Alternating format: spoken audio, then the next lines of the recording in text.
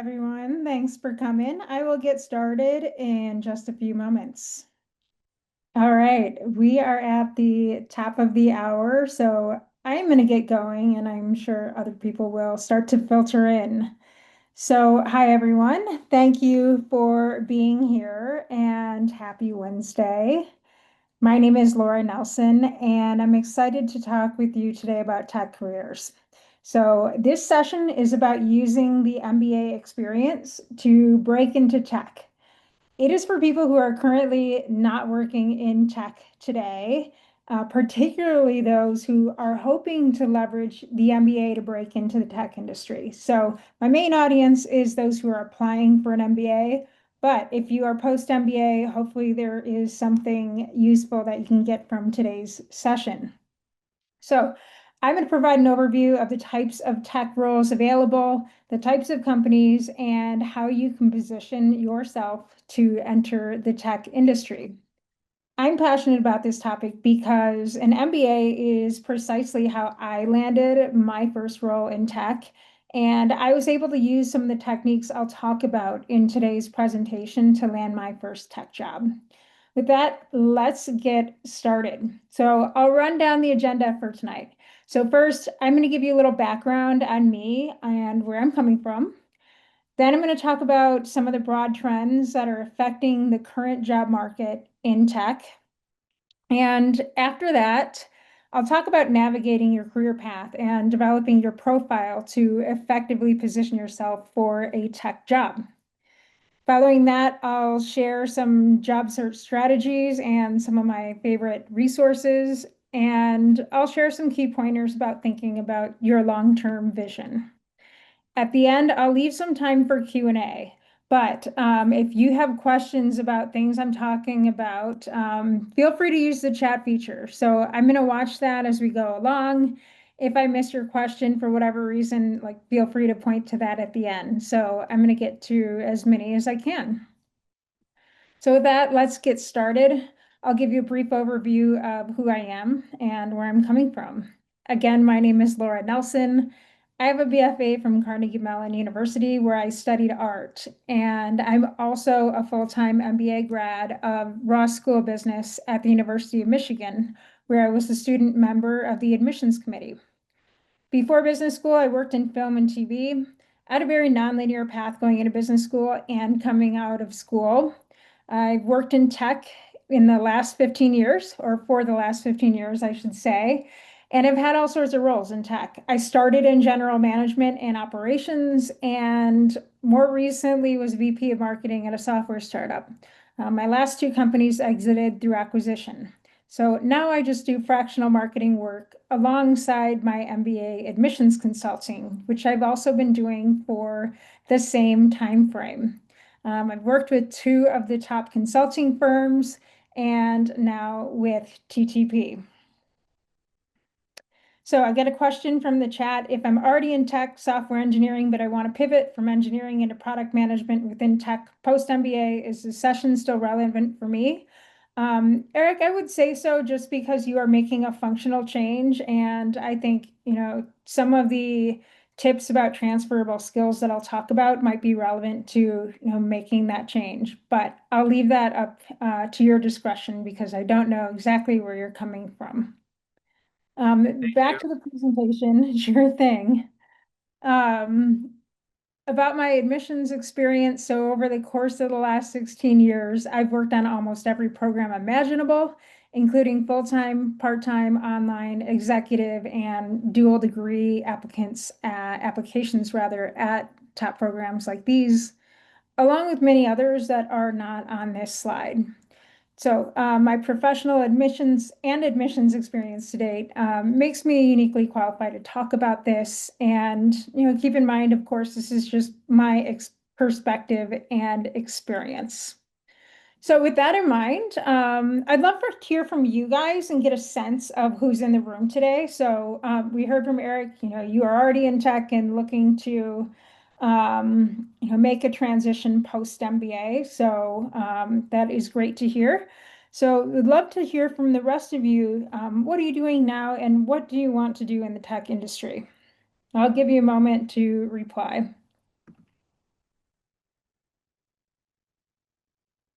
All right, we've got a quiet audience here today, but feel free to enter your information whenever you feel comfortable. I am going to keep going. So let's talk a little bit about the tech landscape. You've got fleet strategy for autonomous vehicles. That's interesting. Real estate sales, like to leverage sales and becoming business development role in tech. That is a great career transition, Joshua. Thank you for sharing that. Test systems engineering, want to move into cloud management roles. Very cool. I love the variety here today. So this is awesome to see. Cool. Someone working in tech taking a break for now. So it seems like we've encountered some of you at different points of the journey, which is totally okay. So appreciate you sharing that and joining me tonight. So let's talk about what's happening today in the industry. As you probably know already, like things are shifting and they're happening quickly. So let me run through some of the things that I'm seeing and hearing from the market and career directors at top programs. So the first thing, we've got to acknowledge that hiring's slower than it has been in years past. We're seeing more just-in-time recruiting for tech jobs, and we're also seeing that large product management programs are just a lot less common. So what does that mean?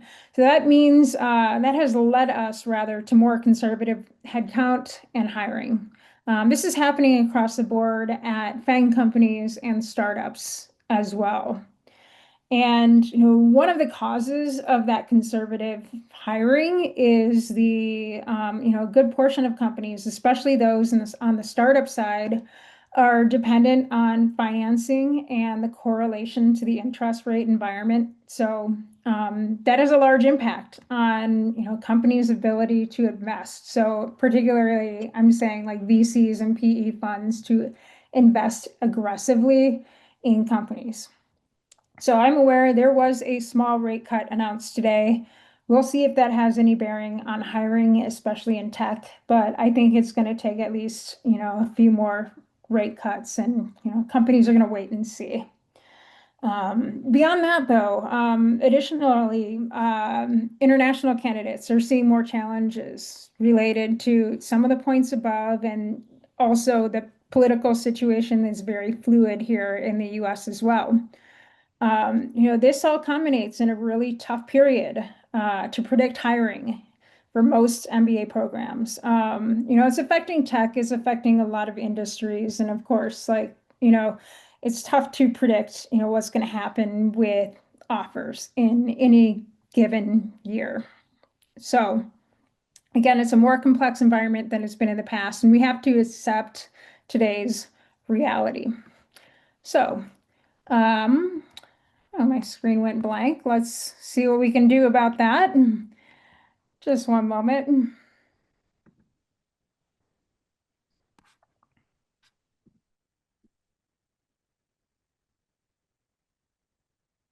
I'll get a reshare going. All right. Zoom likes to keep things interesting. Okay, there we go. We're back. So what does that all mean for the future? As I mentioned a minute ago, it is really tough to predict what will happen, and I'm not going to pretend that I know exactly what's going to happen. No one truly knows. But we do know that like a few things will probably hold true. The first one is that companies of all type will still need good talent, right? Not every job is going to go away with AI, despite what you might read in the headlines. Second thing is that MBA programs are still a strong means to accelerate or pivot in your career in tech. And the third thing is that companies need to be scrappier and more resourceful than ever before, especially if they're relying on funding, right? Especially if they're slowing down hiring or conservative on headcount. So while breaking into tech might be challenging during this time, it is still very possible for a lot of candidates. So what does that all mean? What can you expect? Here's a few things that you can expect as a result of all this. Of course, expect the unexpected. If you are dead set on breaking into tech, you just have to accept these realities. And if you are pursuing a tech career as part of your MBA education, you should expect to run concurrent job searches with both on-campus searches and off-campus recruiting processes. Additionally, and this is if you are applying, you're going to be spending the next 3+ years building relationships. So this starts in the MBA application process, but it is going to grow from there. In this environment, overall, you're going to need to be a flexible and adaptable individual. And, if not, if that really scares you, maybe this isn't the right industry or direction for you. And finally, and I think importantly, you can expect to have to demonstrate and prove your interest in the tech industry and in your target function. So I know this sounds like a no-brainer, but it is an important part of building your profile as part of the MBA application process. So this is a very brief overview, but I'm going to go into some of these aspects in more detail throughout this conversation. Before I do that, though, I want to set the stage for what it might take. Breaking into an industry like tech is going to require to be proactive. So no one's just handing out jobs. You are going to need to create your own opportunities. And I think it's important to keep this in mind. Like, don't wait for people just to open doors for you without doing that foundational work. You're going to need to build your own entrance in some cases and, walk through that door in the tech industry. So let's talk about what that looks like, right? And I talked about navigating your path, and I want to go into a little more detail on what that looks like, particularly if you're interested in the industry, but not sure where to go with that interest. So you need to start with a destination in mind. And I think it's helpful to start with two questions. First is, what do you want to do? And second is, where do you want to do it? So first, let's talk about the what. Tech companies hire people, including MBA, across a broad range of functional areas, including the following, right? These are just some of the roles, right? Product management and marketing, you have growth marketing, you've got biz ops, business development, finance strategy, analytics, people, and an evolution of roles and skill sets, right? And then this is changing in real time, and the titles are evolving too. As you narrow your functional focus, I think it's important to ask yourself the following: like, what interests you the most and why? When it comes to functional roles, and what are you good at? What do you enjoy? You got to assess which skills and experiences you have already that may translate into a certain function and company.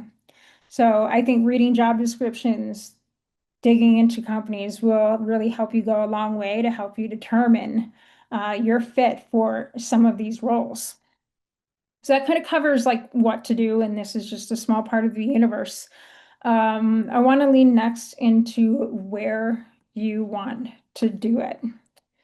So here's a set of considerations. And of course, this is not exhaustive. So think about what size of company interests you. Do you want to work for an established, well-known company or a startup?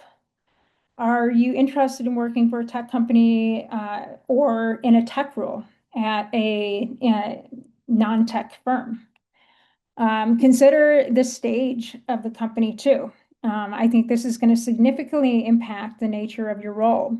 So smaller organizations that are earlier in the growth cycle are going to expect more breadth out of certain roles. Also think about your customer. So does your target company sell to businesses or to consumers? Determine if that's important to you or if that's of interest to you.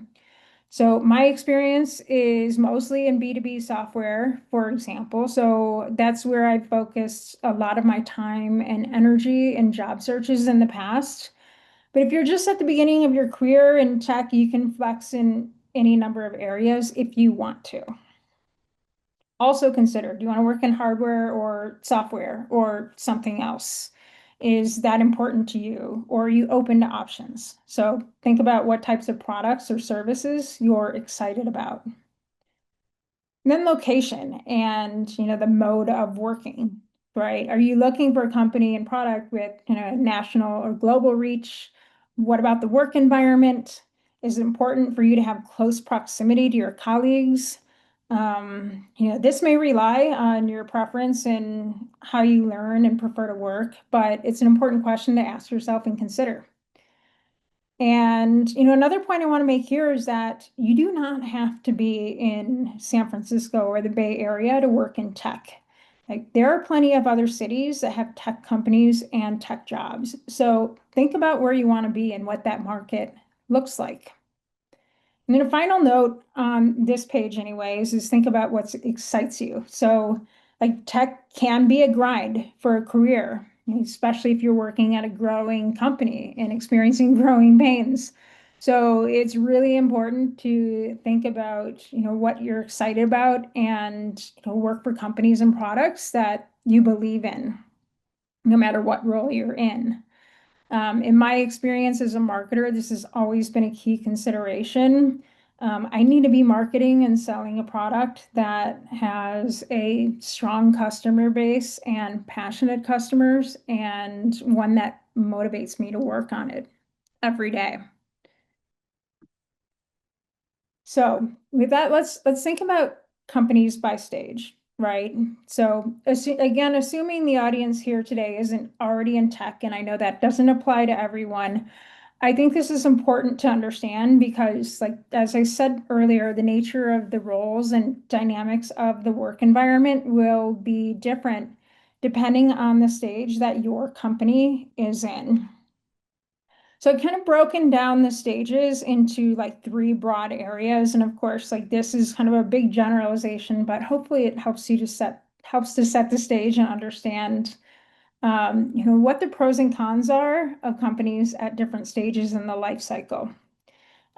First, we'll talk about seed stage startups. These are the earliest stage tech companies that are developing a minimum viable product and trying to establish product market fit. Generally, they are funded by accelerators, incubators, angel investors, things like that. And at this stage, they're comprised of founders and generally a handful or dozen or few dozen people, not huge. Unless you follow the tech press religiously, you generally have not heard about any of these companies. So what are some of the pluses and minuses here? Seed-funded tech startups are going to offer tremendous growth potential for your career and opportunities to make an impact and advance. But the drawback is that they are higher risk. You may be working with fewer resources. You may be doing things that you didn't go to business school for. So for my case, I can tell you I've made copies. I've gone to FedEx. Like, no, it's not glamorous, but when you're running with a lean team, that's sometimes what you have to do. In some cases, you might be working for lower compensation than what your peers at, an MBB firm might be making. So keep those in mind, right? Pluses and minuses of working at a seed stage company. The next big group, and this is a very broad category. We have our series A, B, C, and beyond tech companies. These companies have moved on from the seed stage. They've attracted big investments from some combo of VCs, PEs, banks, and others. They have found a strong product market fit, and they are hiring to fuel that growth. So you've definitely heard of companies in these stages. But let's take a look at some of the pros and cons. Obviously they are a step up from the seed stage, so you do have more access to resources at companies in this stage of maturity. You're going to find more structure among teams, more well-defined roles and responsibilities. You'll find more competitive comp packages, and generally these companies are a little more stable than those in the prior group. Then finally, we have our publicly traded tech companies. These are the big brands that have achieved scale and a certain level of revenue. A lot of these brands, though maybe not all of them, because they've got a mix of B2B and B2C organizations in this group. The publicly traded companies generally are the most financially stable and seem like the most secure in terms of jobs, but not always, right? We have read about boom and bust cycles and mass layoffs at some of these companies of late. On the whole, though, the publicly traded tech companies offer the most competitive comp and benefits, but they don't always move as fast as they used to or as their peers at other companies, right? So there are always exceptions to these generalizations, but I wanted to provide you with some rough guidelines of, how companies, shake out by stage and what some of the pros and cons are. I've worked across all of these, and there really are some pluses and minuses to companies in each of these stages. And having that experience has helped me be like more well-rounded and see the market for what it is. Some companies are going to be more MBA friendly than others. Again, some will pay an MBA salary, some will not, but that's important to keep in mind as you peruse job listings and open your search to tech opportunities. So I've kind of provided some information about the tech landscape. Next, I want to talk about developing your profile, because if you are applying to school, if your goal is in tech, you're going to spend a lot of time as an MBA applicant and as a student making yourself and your experiences more attractive to tech companies. And if you're breaking into tech, your transferable skills and experiences are going to be critical. And I would say too, for the person who mentioned earlier who's already in tech, even if you're switching roles, you are going to have to talk about what's transferable to that next role. So again, if you are applying, identifying these transferable skills now is going to give you an edge through your entire journey as an applicant and as a candidate for internships and jobs. So after you've identified target functions, company types, products, here's what I want you to do. I want you to assess your core strengths. So what are the key competencies that you have today that are going to help you succeed in that target role in tech, right? Second step is you're going to need to identify what you don't have, right? What's preventing you from getting that role today, and what do you need to learn? What do you need to do to be successful in that role? Because number three, that's where the MBA is going to come in, right? You're going to identify the courses, programs, internships, experiences, and more that are going to help you bridge that gap and get you from where you are today to where you want to be in that future role. So I know that probably sounds like a bit abstract and simplistic. So let's look into detail, right? Let's look at an example. And as you may recall, I worked in development and talent management before my MBA. So I'm going to use myself as an example and look at my transition to product marketing. So if I were to undertake that exercise that I briefly described on the last slide, this is what it might look like. So first, let's take stock of what I did well before I started my MBA journey. My strengths included my storytelling, understanding of my customer, problem solving, cross-functional collaboration, right? And I felt pretty confident about this skill set. But if you assess what a product marketer does, there were some key things that I was missing, and that kind of prevented me from stepping into that role and being successful. So what are they? And here's the skills that I was missing. They included tech and product fluency, market strategy and segmentation. Like I had never had a marketing job, and I also needed these core skills of strategy, segmentation, analytics, campaign optimization. Additionally, like I didn't have a lot of exposure to presenting to executives, so I had to brush up on that too, and just be in those environments that would challenge me to, present my ideas to an executive audience. So let's talk about how the MBA helped to bridge that gap, right? I had a real opportunity to fill these gaps with my education and all of the experiences that I had at Ross, which included that formal marketing training, right? A lot of it happened inside the classroom, but I got a great deal outside of the classroom too. I really got to focus on developing my quant skills. I got exposure to the industry. And I also learned how to build, my personal brand as well. And that's where, not only marketing played in, but also, my interactions with the career office.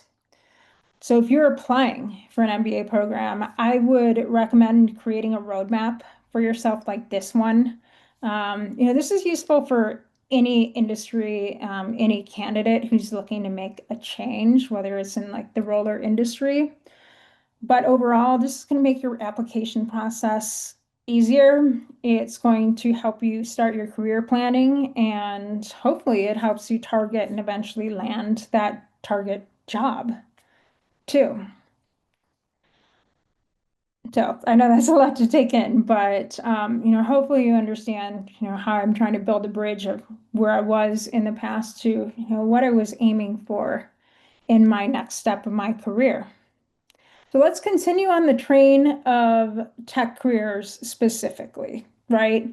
And I think this is critical for those of you who have not been through the MBA experience because, there's a lot you have to do outside of class to demonstrate your interest in tech and build out your profile, right? It's okay if you don't have experience in the industry, but you really have to demonstrate that interest and start building that experience. And you really need to take advantage of some of these opportunities to flesh out your profile and show recruiters that you're serious.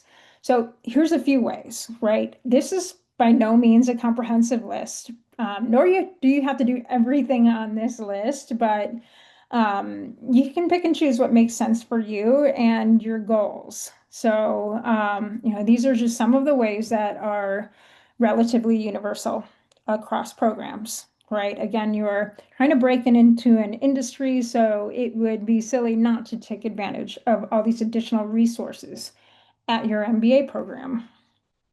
But let's build on that too, right? Like it's not just about joining a club or an activity. It's also, building your network too.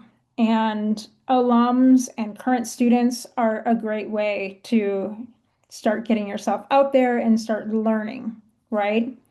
I want to share an example of an alumni community that I think does this really well. So I mentioned I went to Carnegie Mellon University for undergrad, and this program has a tremendous reputation for tech. It's one of the top CS and engineering schools and has a really strong tech and entrepreneurship alumni community. So I featured a couple of resources on this page that include the Slack community and monthly Substack. And there are tons of people interacting in these spaces and setting up events and creating opportunities to connect in person. So if you're still looking at programs, you've got to look for signals like these, ask about them, right? Dig into how well connected the alumni network is for tech in particular and how willing alums are to help one another. So this is something I think is super important and kind of really goes beyond like that structured, like on campus recruiting program. So let's go beyond alumni and beyond the curriculum of your target program. I think it's really important if you are trying to break into tech to become a student of the industry and your function. And again, this is beyond class. So these are just a few examples from product and product marketing on this page. And again, by no means exhaustive, but these are just some of the things I follow. If you're a marketer and interested in B2B, I think Emily Kramer, she's upper right, is the best resource for B2B marketers. If you're in a product, you can't miss Lenny's podcast. And also, I think Akash Gupta is publishing some amazing resources for those interested in product management. But there's a ton of information out there, and a lot of it is really well informed by people who know the industry well and who are trying to help others. Of course, don't limit yourself to these, but it helps you understand how people are succeeding in their roles and also what's happening in the industry. Resources like these are going to really help you understand tech and your target role and understand what companies are really doing in real time. This is information that your professors are going to have a really hard time keeping up with. So, I highly recommend that you, take it on yourself and, support that education with your own curriculum. So beyond that, let's talk about your own curriculum in terms of job search strategies. So if you are serious about tech, you're going to have to leverage resources both on and off campus. And while I think that the career office resources are sometimes underutilized, it can be tough to land a tech role through on-campus recruiting. So, with that said, you're paying a lot of money. Take advantage of every opportunity you have to become a smarter job seeker. And the reason I say that is, the MBA is not just for finding your next job and going through a cookie cutter recruiting process. Like, you are developing skills for life. Like, you'll be making a lot of job changes throughout your career, and you want to become good at navigating this process. Recent conversation I had with a career officer at a top 10 MBA really underscored this point. He said that the people who stay true to what they want to do and take advantage of all the resources are in the best position to make themselves successful. So that just doesn't just mean career. It doesn't just mean the curriculum, but he really was talking about being a well-rounded student and member of the community as well. Let's talk about some other resources, right? So like you'll have your on-campus resources, but I think tech is one of those areas where you also have to supplement your search with your own database and your own websites and your own lists, right? So keep a running list of those resources where you're going to learn about opportunities. And here's an overview of just some of my favorites, but this is just examples, right? This is not a full list. These lists include industry influencers, VC job boards, stage-specific job listings, and more. And you're going to find different types of opportunities, depending on the site. So in other words, like LinkedIn jobs isn't going to get it done for all tech jobs. I think it's really important to go beyond that resource and go beyond what your program has to offer you. I think it's a good idea to like monitor these as an applicant too, because you want to keep a pulse on who's hiring, what they're hiring for, what are the current job titles, right? I'll give you an example of that. Product management as a title is kind of phasing out, and it's not going away altogether, don't worry. But a lot of companies are positioning the role as AI product manager, and you're seeing a lot of hiring in that category, right? So, by monitoring how companies are hiring, who they're hiring for, it's just going to help you be a more informed job seeker. Whether you're applying for your internship or whether you're looking for your full-time job.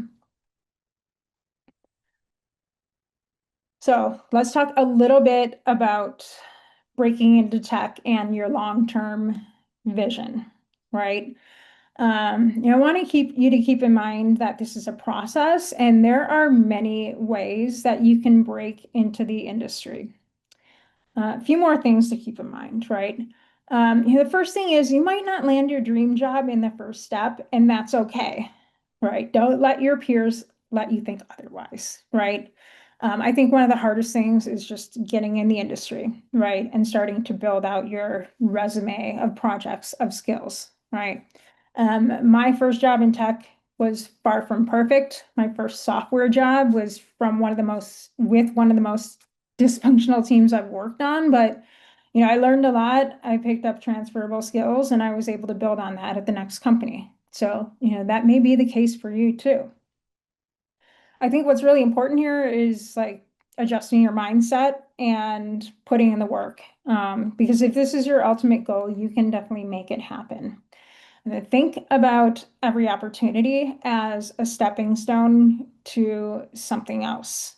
And keep in mind too, like, again, your first role out of school is not your forever role. It's not your forever function. It's not your forever company.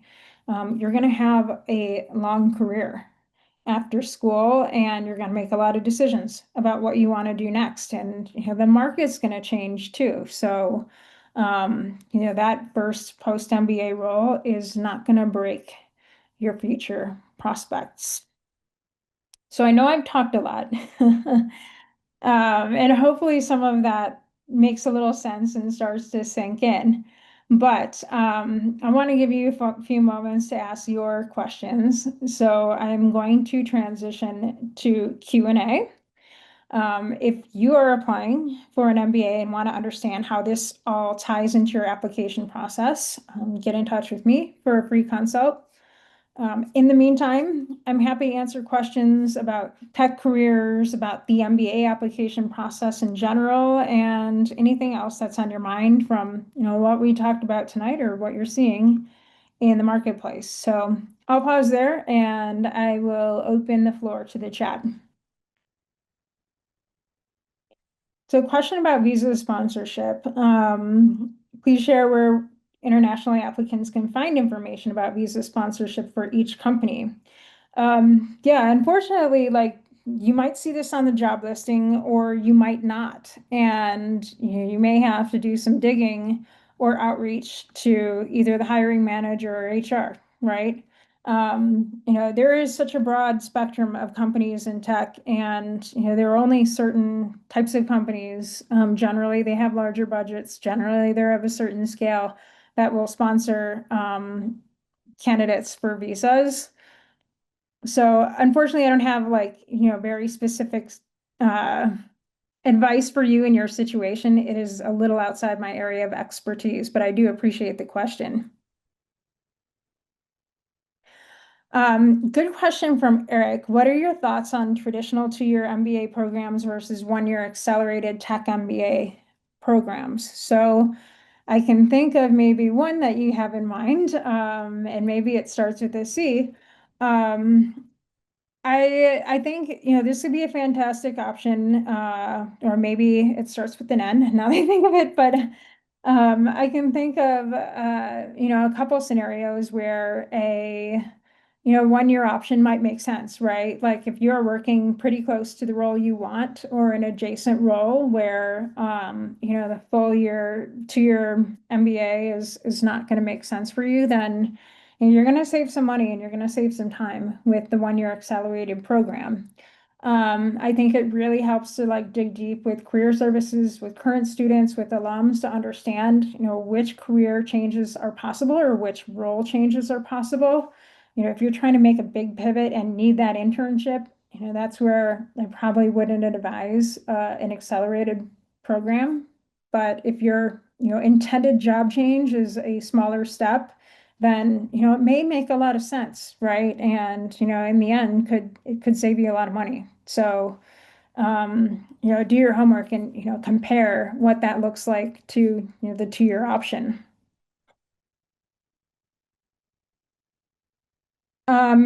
Good question. Yes, there is an error in my email address. Thank you for pointing this out. I've got an extra T here. So my email address is lauranelson@targettestprep.com. No extra T's.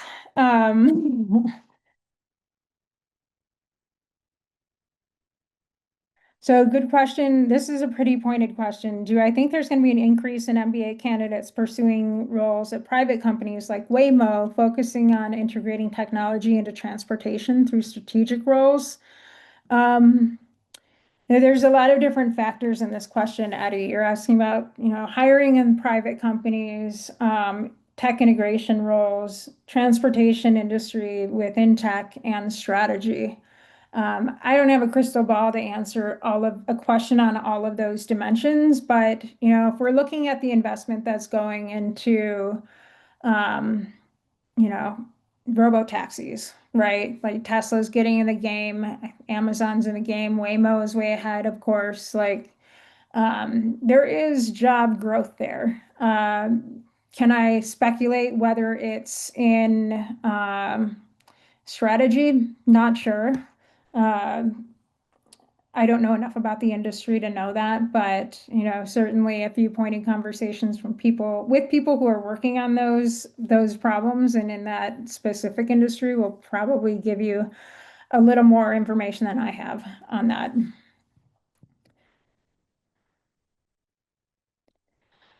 Question from Amolik on AIPM positions. Would it be helpful to acquire certifications from Project Management International that has PMP, et cetera? I think Akash Gupta has the best content on getting an AIPM job, so I don't think the certification is going to do that much for you. I would just look at his material and, follow what he says.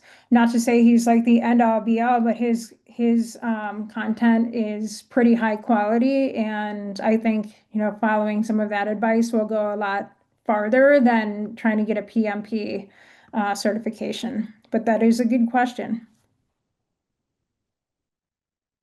All right, I think I have time for one or two more if you have questions. Otherwise, you will be getting a recording of this session.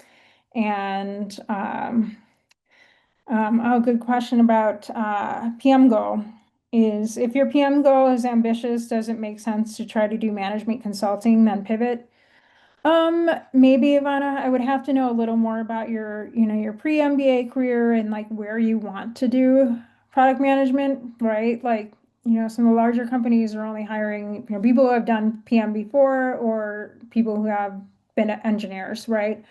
So, I'd say if you're not in one of those boats, it may be tough for a large company, but there's a lot of factors at play here, right? What you do before MBA, what skills transfer, and of course, like where you're trying to be a product manager matters too. A lot of people think like product management recruiting is dead, and while that may have evolved for the larger companies, I still think that there's a lot of opportunity at smaller organizations. Got it. So if you're a software developer, I do think you have transferable skills, Ivana. I think it may be hard to make a leap to like a FANG company, but it may be more realistic to make a leap to a startup or a smaller, lesser known organization. Good question. Awesome. Well, these have been great questions, you guys. Thank you so much for joining. I hope there was at least a morsel of something useful as you think about, applying for an MBA, targeting tech, or if you're already post MBA or already in tech, thinking about that next move for you. If you have any questions for me, feel free to reach out and have a great rest of your night. Take care.